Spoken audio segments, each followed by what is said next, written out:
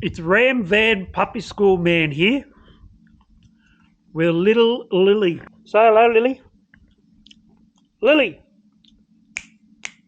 Lily. Lily. G'day everyone and welcome back to Ram Van Man. It's been a while, but today we're closing one chapter and starting another. We've got something pretty special to share with you later on, but before we get there, the big question is, where are we? Well, we just happen to be sitting right on top of the Great Dividing Range just outside a little town called Murrurundi.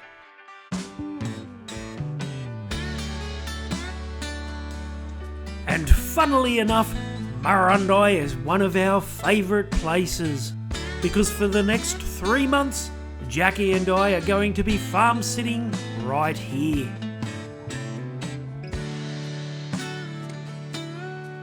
What a glorious place for a brand new adventure to begin for all of us.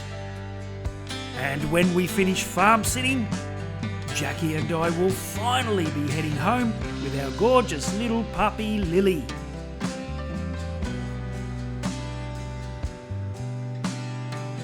After 2.5 years on the road, caravanning around Australia, we've made the decision to settle down in one place for a while.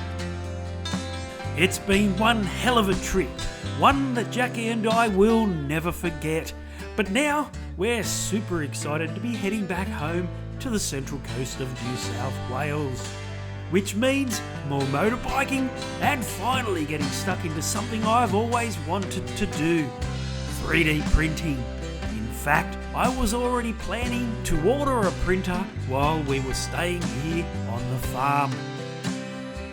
But our time here wasn't without a little bit of drama. We had e-bike troubles and a pretty major issue with our Ram. But as usual, everything works itself out in the end. So, welcome to the final episode of Ram Van Man.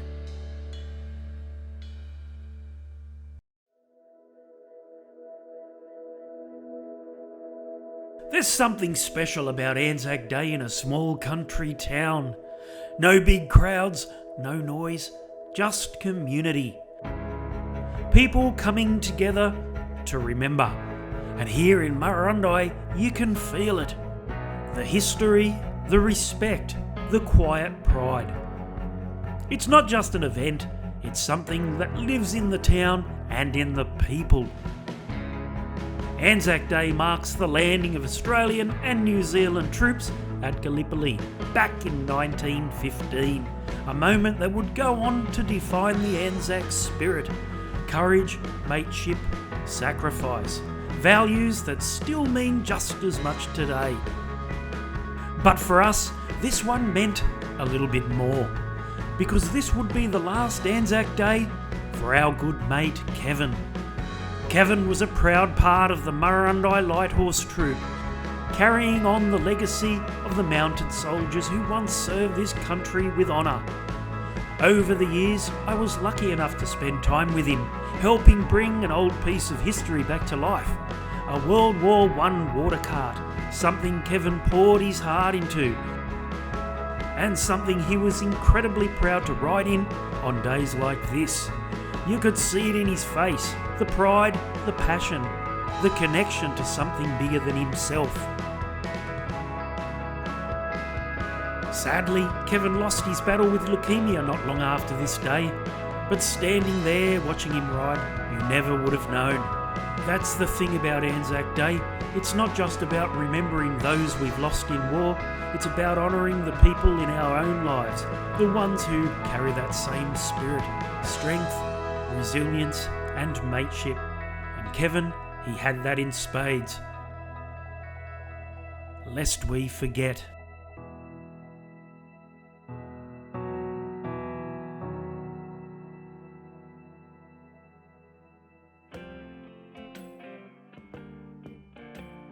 Today, was a new day. In fact, today was a really big day. Because 2 weeks ago, Jacqui and I visited a farm in Timor to meet a litter of Jack Russell puppies.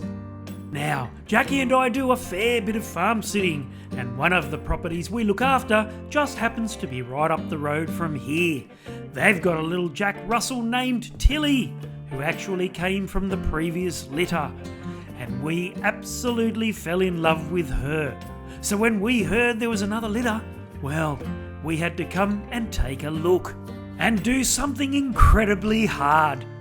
Pick just one. So, fast forward to today, and we were heading back to pick up the newest member of the family, Lilly. Jacqui's picking up her puppy. Oh, hello. Come on.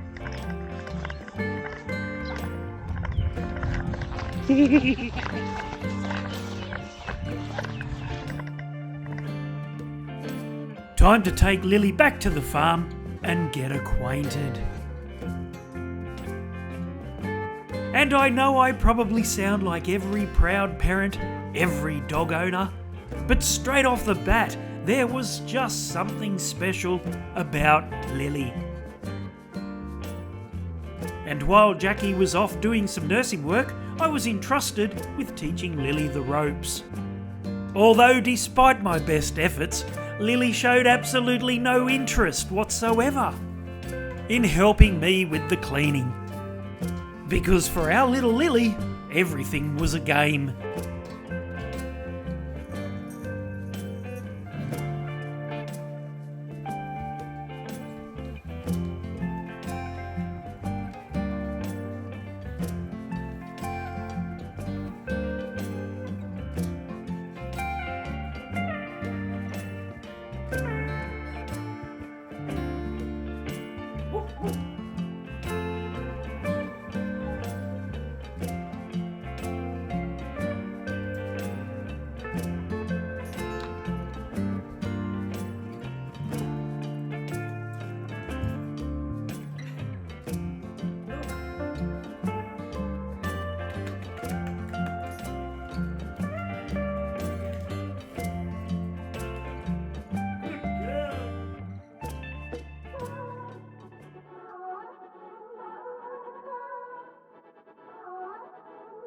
Life up here on the mountain was starting to get cold.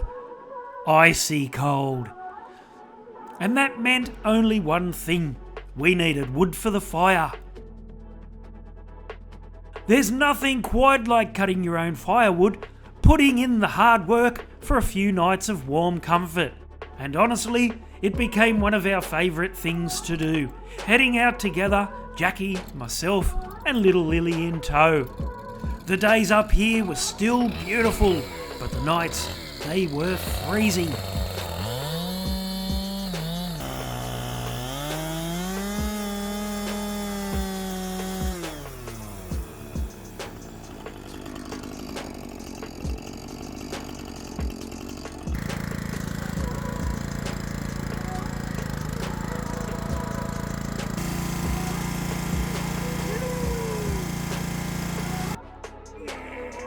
Unfortunately, it wasn't long after this that all our ram dramas began.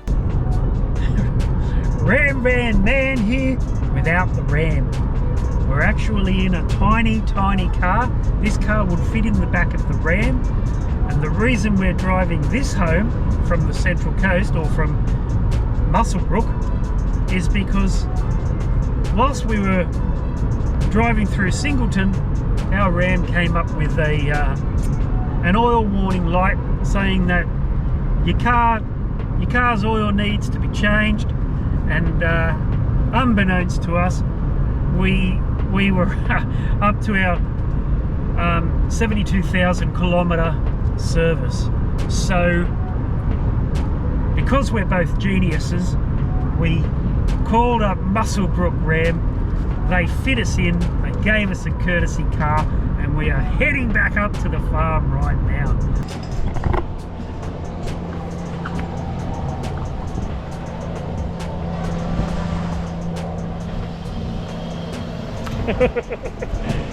We've swapped the mighty Ram for the little tiny Suzuki. Now unfortunately, our time up here wasn't all smooth sailing, because not long after taking the Ram in for a service at the Muswellbrook dealer, the problems started. At first it was just running rough every now and then, but before long, the dramas just kept getting worse. Over the next 6 months, Jacqui and I dealt with ongoing issues, warning lights, breakdowns, and a whole lot of frustration. Our Ram went back and forth to dealerships, diagnostics were done, software updates, and somehow nobody could find the problem. Until eventually, someone discovered the 2 bolts were missing from one of the coil packs. Now, Jacqui and I certainly didn't remove them, and according to Ram, they didn't remove them either. So, your guess is as good as ours. Finally, I have my push bike parts. I've waited so long for this. Out with the old, in with the new.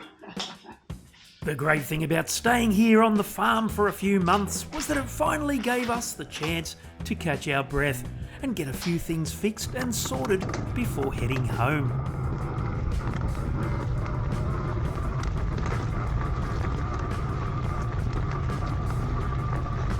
Come on.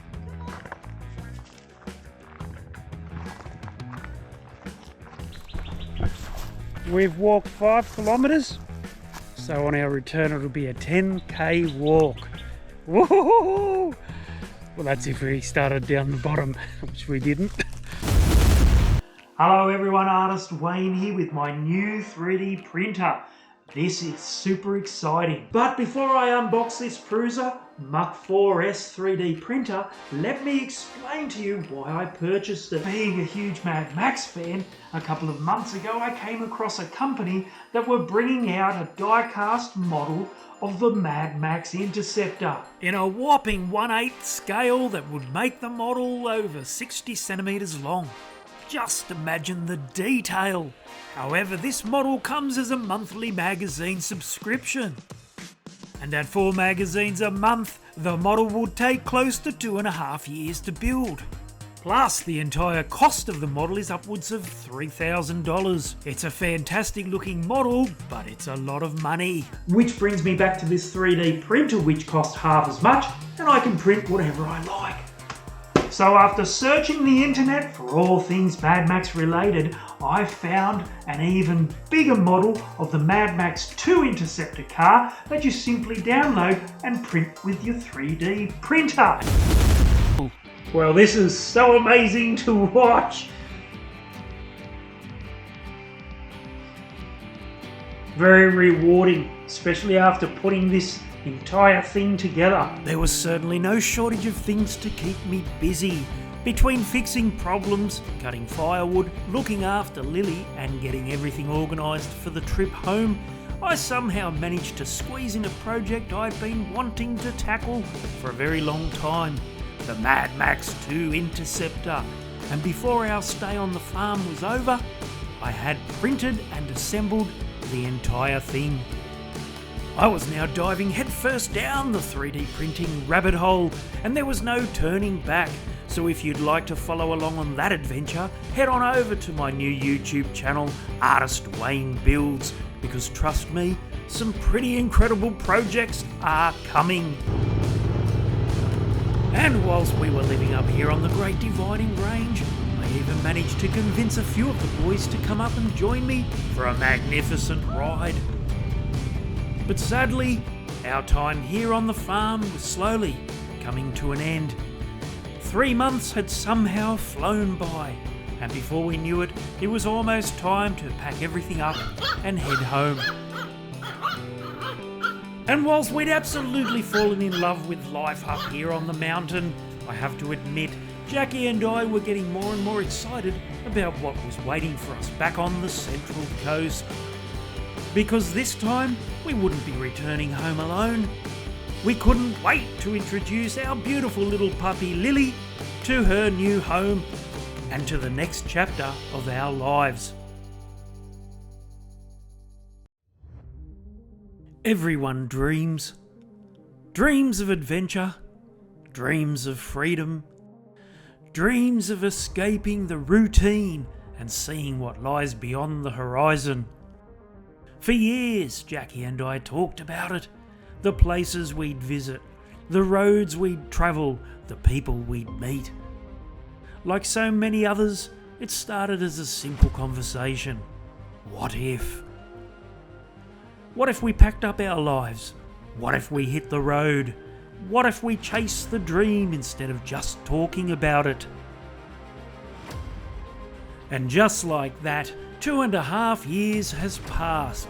30,000 kilometres of highways, dirt roads, country towns, and unforgettable adventures. What began as a simple dream had somehow become our reality.